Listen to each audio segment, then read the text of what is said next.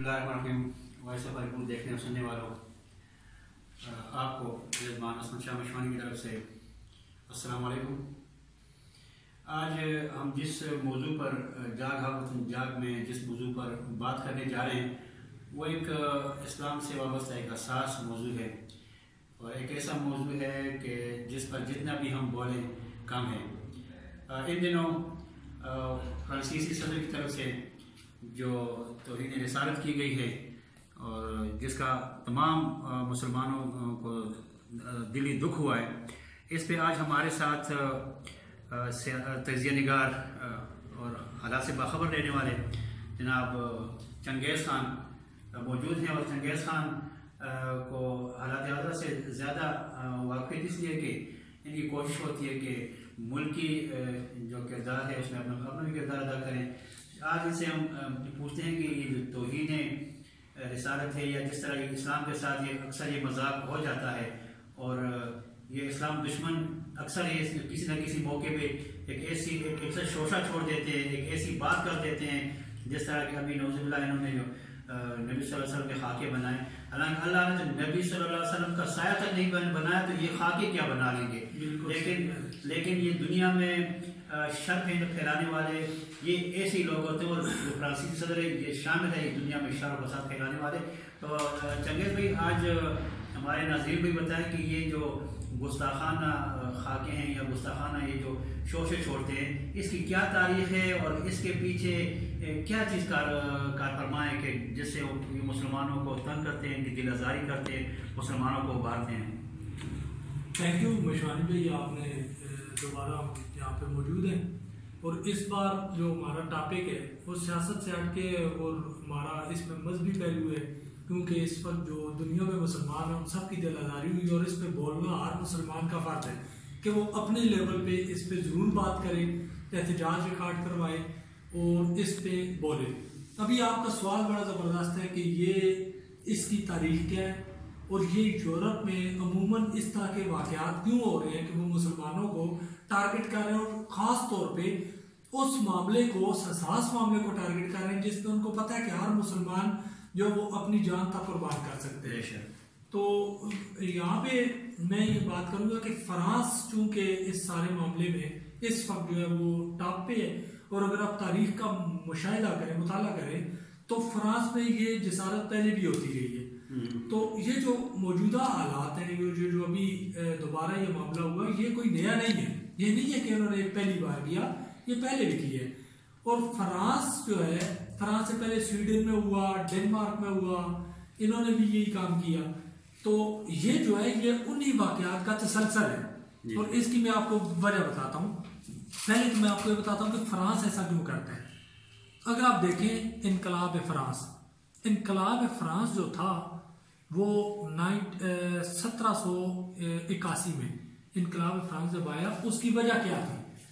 उनका इनकलाब इसी चीज के खिलाफ था कि उन्होंने जो कहा कि हम सेकुलर स्टेट होंगे, हमारा मजहब के साथ किसी किस्म का कोई कंसर्न नहीं होगा। और फ्रांसीसियों की ये तारीख है कि वो अब जो अल्लाह है और इंसान है उनकी तज़हीक करते हैं, बल्कि वहां पे सरकारी सतह पे इस चीज को प्रमोट किया जाता है कि वो जो मकाम मुकद्दसा है, जो मुकद्दस हस्तियां हैं, ख्वाह वो पैगम्बर हैं, तो उसके अलावा वो किसी भी, चाहे वो ईसाइयों के जैसे कि हज़रत ईसा अलैहिस्सलाम है, वो ईसाइयों की इबादत करते हैं या उनको पूछते हैं, तो उनकी तौहीन करना, मजहब की तौहीन करना फ्रांस में ट्रेंड है। तो उसकी अभी मैं आपको बताता हूँ कि सबसे पहले जो फ्रांस का में इनकलाब आया वो कलीसा के खिलाफ, उन्होंने कलीसा मतलब कि जो उनका मजहबी जो जगह है यहाँ पे वो इबादत करते हैं, उसी के खिलाफ था। यानी आप कलीसा को नहीं मानते। इस तरीके पे फ्रांस का जो मौजूदा माशरा है ये मार्ज वजूद में आया। तो ये तो आपको मैं थोड़ी बहुत इसकी तारीख बता दी। इसका मतलब है कि दुनिया पे एक वाहिद मुल्क है कि जो किसी भी मजहब, किसी भी उसको मुकद्दस बिल्कुल हस्तियां उनको छेड़ने का जो इनको ये लाइसेंस है। बिल्कुल लेकिन क्या इनकी इस हरकत से जिस तरह आलम इस्लाम में हर ममालिक में जो एक शोर उठा है, जो बेचैनी से फैली हुई है, तो क्या अक़वाम मुत्तहिदा सलामती कौंसिल को इस पे एक्शन नहीं लेना चाहिए कि ये भी तो मतलब है कि ये चीज़ दूसरी तरफ चल जा सकती है। मुसलमान एक तरफ हो सकते हैं और गैर मुस्लिम दूसरा हो सकते हैं। इसका जो जिम्मेदार होगा ये फ्रांस होगा। ये बात आपकी सही। अच्छा, यहाँ पे एक बड़ी ज़बरदस्त बात है कि अभी कुछ अर्सा पहले एक यूरोपियन औरत थी, उसने नबी पाक सल्लल्लाहु अलैहि वसल्लम की शान में गुस्ताखी की।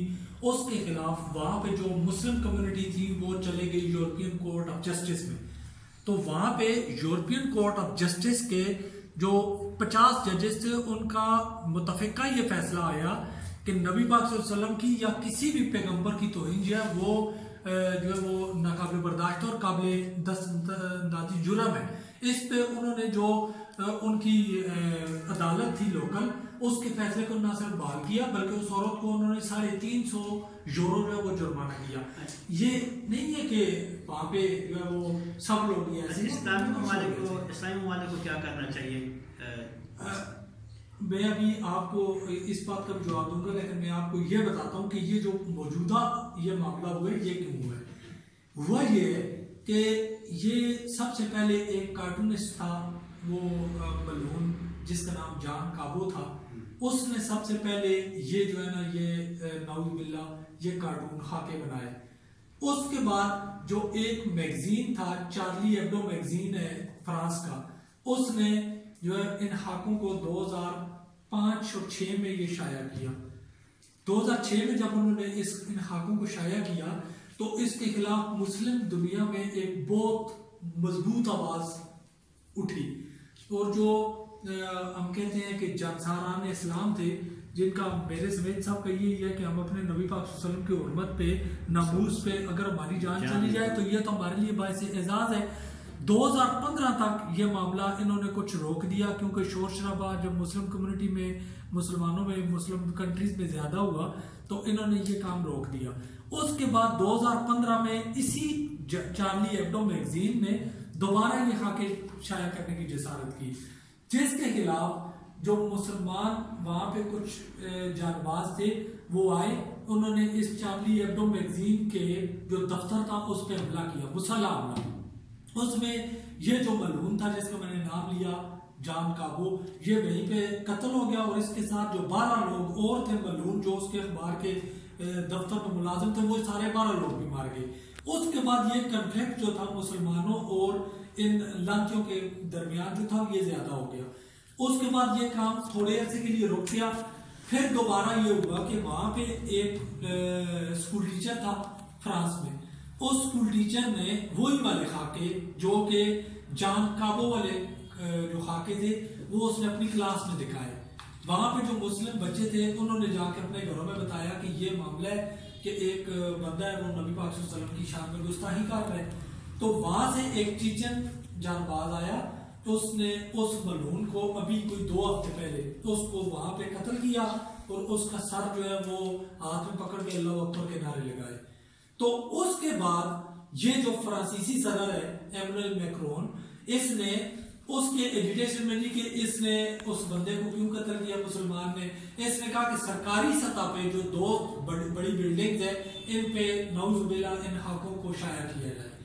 तो उसके बाद ये मामला शुरू हो गए। लेकिन बहुत जबरदस्त बात है कि मुसलमान दुनिया ने क्या किया, यहाँ पे मैं फख्र महसूस कर रहा हूँ कि अल्हम्दुलिल्लाह पहली बार मुसलमानों ने इतना स्ट्रांग जो है वो एहतजाज रिकॉर्ड करवाया कि $1 अरब जो अभी तक एस्टिमेट है, $1 अरब जो मसनूआत फ्रांसीसी मसनूआत के बाइकाट की वजह से फ्रांस को बर्दाश्त करना पड़ रहा है। और इंशाअल्लाह ये शैतान घुटने टेकने पे मजबूर हो गया है और इससे आगे आप देखेंगे इंशाअल्लाह ये तमाम मुस्लिम दुनिया से न सिर्फ माजरत करेगा बल्कि ये अपनी इस नापाक जसारत को आगे मुस्तकबल में शामिल कंटिन्यू भी करेगा।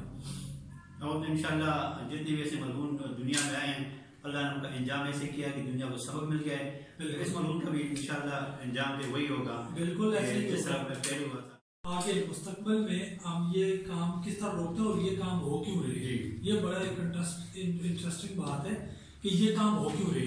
देखें नबी पाक सल्लल्लाहु अलैहि वसल्लम की शान में गुस्ताखी, ये तो अगर आप जाएं अमेरिका में, अमेरिका की जो कोर्ट सुप्रीम कोर्ट है उसमें नबी पाक सल्लल्लाहु अलैहि वसल्लम की बाकायदा उन्होंने लिख के लगाया हुआ कि नबी पाक सल्लल्लाहु अलैहि वसल्लम दुनिया में सबसे बड़े इंसाफ करने वाली शख्सियत थे।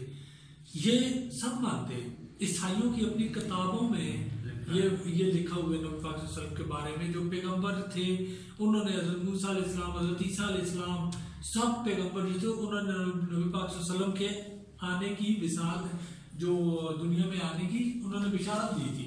ये सब बातें मानते, लेकिन ये करते क्यों हैं? ये करते इसलिए कि एक जो यहूदी हैं, तो आपको पता है, बड़ी अच्छी तरह पता होगा कि यहूदियों का असर रसूख पूरी दुनिया में कितना है। बहुत बड़ा इनका असर रसूख है। जितने भी मामलात हैं, हुकूमतें हैं या जो आपकी मईशत है, इसको ये कंट्रोल कर रहे हैं। इनकी एक तंजीम है जो कि इल्यूमिनेटी, नाम सुना होगा आपने।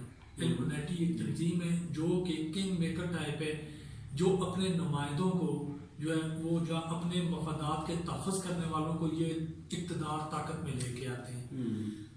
ये इल्यूमिनेटी तंजीम बाकायदा प्लान तरीके पे, जो गैरेट वाइल्डर था, ये आपका इधर वाला ये यूरोपियन कंट्री का एक था, उसने भी तो यही काम किया था ना। वो सेनेटर है, उसने जब नबी पाक सल्लल्लाहु अलैहि वसल्लम के खाकों का मुकाबला करने की कोशिश की तो उसके खिलाफ पूरी दुनिया में मुसलमानों ने होलोकॉस्ट की तस्वीरें जो है वो शेयर करनी शुरू कर दी। अभी आप देखें, एक क्रिश्चियन ये काम कर रहा है, क्रिश्चियन, लेकिन जब होलोकॉस्ट की तस्वीरें सोशल मीडिया पे ये तमाम जगहों पे होती है तो वो काम रोक जाता है, वो बाकायदा ऐलान करता है कि मैं ये काम रोक रहा हूँ। इसकी रीजन क्या है? ये इल्यूमिनेटी तंजीम करवा रही है। और वो क्यों करवाती है?